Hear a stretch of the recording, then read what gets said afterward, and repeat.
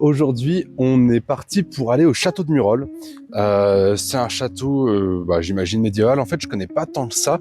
J'en ai entendu parler dans le coin de ce château de Murol. Notamment, je sais qu'on fait un peu des fêtes médiévales, notamment pendant l'été. Donc, c'est un endroit qui a l'air d'être plutôt bien. Je me demande surtout, en fait, à quel point c'est un château en ruine et ancien, en fait.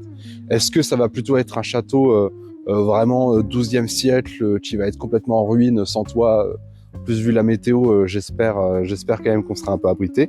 Ou est-ce que ça sera un château qui est plus récent et qui va être un petit peu plus cosy, voilà, style château du 18e, tu vois. Bon, je pense que de toute façon, on est sur une forteresse médiévale, mais à quel point est-ce qu'elle a été rénovée, réhabilitée, on va voir ça. Je me demande également s'il va y avoir une visite guidée ou si c'est vraiment juste le château qui est ouvert. Et je me demande si visiter il y a. En fait, est-ce que c'est vraiment un musée ou est-ce que c'est vraiment un château? C'est-à-dire, est-ce que va y avoir des infrastructures prévues pour ou juste le château? Dans tous les cas, moi, j'ai hâte de voir ça parce que c'est le genre de choses que j'aime bien. Donc, c'est parti.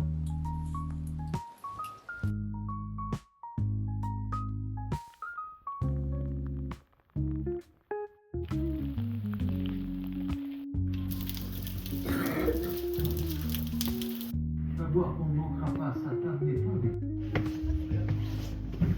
C'est le côté médiéval.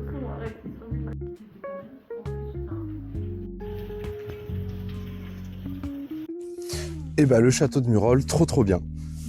Trop bien, j'ai fait la visite. Donc on était avec un guide qui était habillé en mode médiéval. Donc ça voilà, ça fait quelque chose d'assez surprenant. Et ça c'est, je sais pas, c'est le genre de choses qui est un peu qui tout double. C'est-à-dire que soit c'est assez bien fait et donc c'est un plaisir, soit c'est un peu une prise de risque aussi si ça floppe un peu.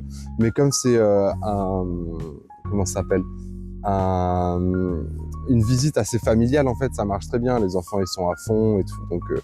Donc ça a super bien marché, je trouvais. Et la visite était quand même relativement rapide. C'est-à-dire qu'en fait, d'abord, il nous fait un peu déambuler dans le château pour nous montrer les différents, par exemple la chapelle un petit peu intégrée, etc. Il nous raconte quelque chose.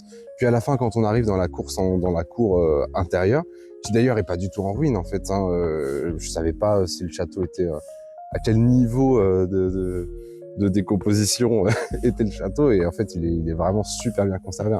Il est vraiment très bien conservé. Et dès qu'il pleut un petit peu, il y a vraiment une ambiance incroyable. Donc non, c'était vraiment super chouette. Et oui, donc une fois qu'on arrive dans la cour intérieure du château, il nous explique un petit peu tout le circuit qu'on a à faire et il nous laisse en autonomie. Ça aussi, moi j'aime bien, comme je disais, les musées, j'aime bien m'y intéresser un peu tout seul de mon côté à mon rythme. Donc ça m'a bien plu. Le gars était super sympa, toujours dispo pour répondre à certaines questions ou quoi. Donc non, je suis pas du tout déçu du trajet. Je m'attendais à une petite bicoque et en fait c'était vraiment très joli, très bien fait et avec certains coins aussi qui faisaient bien musée. Justement, je me demandais est-ce que c'est vraiment un musée ou pas tout à fait. Oui, oui, hein, il y a clairement des endroits avec des petites installations de musée, des petites vidéos à regarder, etc. Donc franchement, très bonne idée de truc familial.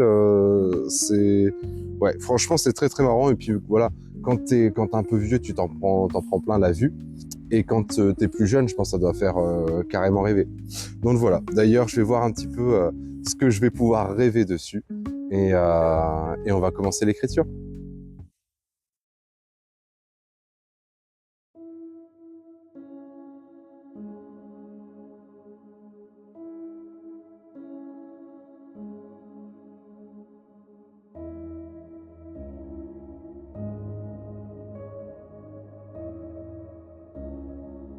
Vestige.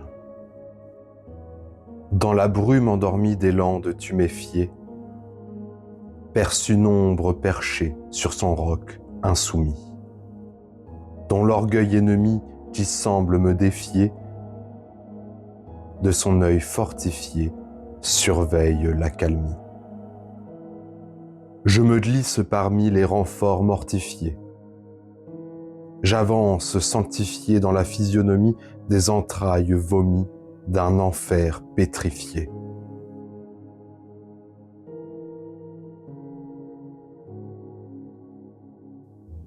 Et mon âme blêmie cache son infamie.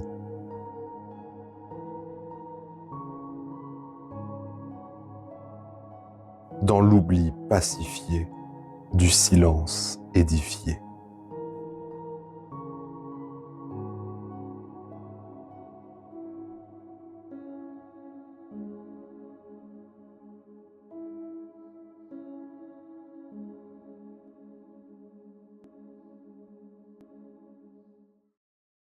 Alors, pour ce poème, un peu la première chose que j'avais en tête, c'était un ensemble de rimes avec vertige, vestige, il y avait quoi d'autre? Prestige et, je sais pas, peut-être quelque chose à faire avec le mot tige, les vertes tiges, un truc comme ça.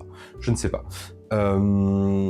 Finalement, je ne l'ai pas gardé parce que directement à l'écriture, j'ai décidé un peu de me laisser porter sur voilà, la description de l'endroit où se trouve le château, donc dans la brume endormie des landes tuméfiées. Le terme tuméfié, il m'est venu tout seul, comme ça, vraiment à l'oreille, et je le trouve vraiment pas mal parce qu'il y a ce côté, il y a un mélange entre le côté bleuté, un petit peu froid, et le rapport au sang, peut-être un peu à l'histoire, aux batailles qu'il y a pu avoir autour de ces châteaux. Donc j'ai bien aimé l'idée et je l'ai gardée. Et en fait, ça a fait que je suis complètement parti sur autre chose en fait. Cette nouvelle idée m'a donné de nouvelles rimes, etc. J'aurais pu repartir sur vestige, prestige plus tard, mais je trouvais que le poème se suffisait à peu près comme ça. Donc quoi d'autre?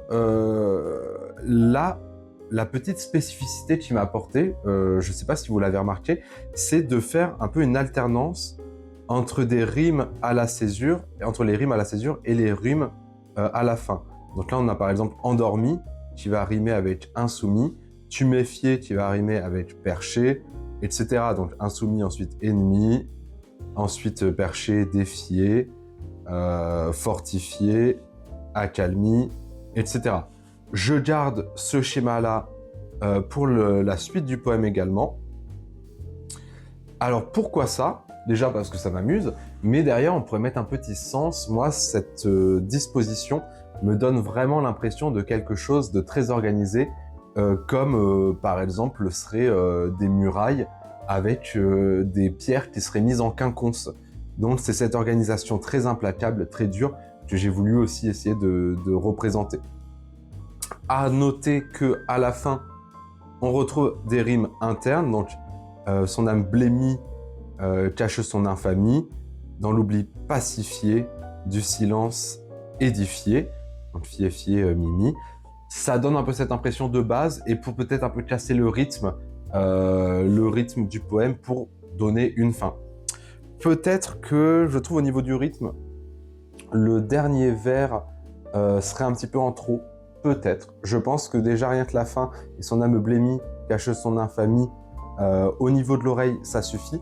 Le problème, c'est que le sens de ce dernier vers, je le trouve assez nécessaire pour pouvoir terminer mon propos. Donc voilà, j'ai gardé donc cette idée que j'avais au début des rimes avec vestige, prestige, etc. pour le titre. Et au fur et à mesure de l'écriture, il y a une autre idée qui m'est venue, cette idée du château hanté.